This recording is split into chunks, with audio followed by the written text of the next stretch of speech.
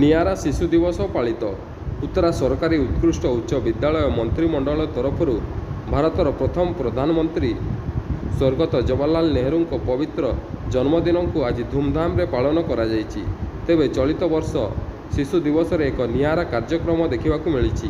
ଗୁରୁ ଦିବସରେ ଶିଶୁମାନେ ନାଚ ପ୍ରସ୍ତୁତ କରୁଥିବା ବେଳେ ଶିଶୁ ଦିବସରେ ଛାତ୍ରଛାତ୍ରୀଙ୍କୁ ଖୁସି କରିବା ପାଇଁ ଶିକ୍ଷକ ଶିକ୍ଷୟିତ୍ରୀଙ୍କ ତରଫରୁ ରଙ୍ଗାରଙ୍ଗ ସାଂସ୍କୃତିକ କାର୍ଯ୍ୟକ୍ରମ ପରିବେଷଣ କରାଯାଇଥିଲା। ଏହି ଉପଲକ୍ଷେ ଆୟୋଜିତ କାର୍ଯ୍ୟକ୍ରମରେ ପ୍ରଥମେ ଅନୁଷ୍ଠାନର ଶିକ୍ଷକ ଶିକ୍ଷୟିତ୍ରୀ ଜଗନ୍ନାଥଙ୍କ ପ୍ରତିମୂର୍ତ୍ତିରେ ପୁଷ୍ପମାଲ୍ୟ ଅର୍ପଣ ପରେ ସ୍ୱର୍ଗତ ନେହେରୁଙ୍କ ଫଟୋଚିତ୍ରରେ ପୁଷ୍ପମାଲ୍ୟ ଅର୍ପଣ ସହ ଏହାର ଶୁଭାରମ୍ଭ କରିଥିଲେ।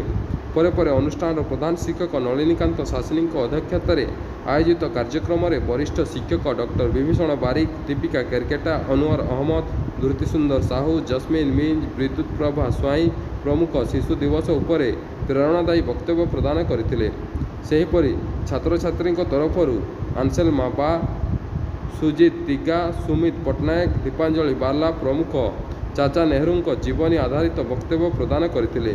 ସଭା କାର୍ଯ୍ୟକୁ ଅନୁଷ୍ଠାନର ଶିକ୍ଷାମନ୍ତ୍ରୀ ଫିରୋଜ ନାଗ ପରିଚାଳନା କରିଥିବା ବେଳେ ସାଂସ୍କୃତିକ କାର୍ଯ୍ୟକ୍ରମକୁ ଅଞ୍ଜନା ମାଝୀ ଓ ଦୀପାଞ୍ଜଳି ବାର୍ଲା ପରିଚାଳନା କରିଥିଲେ।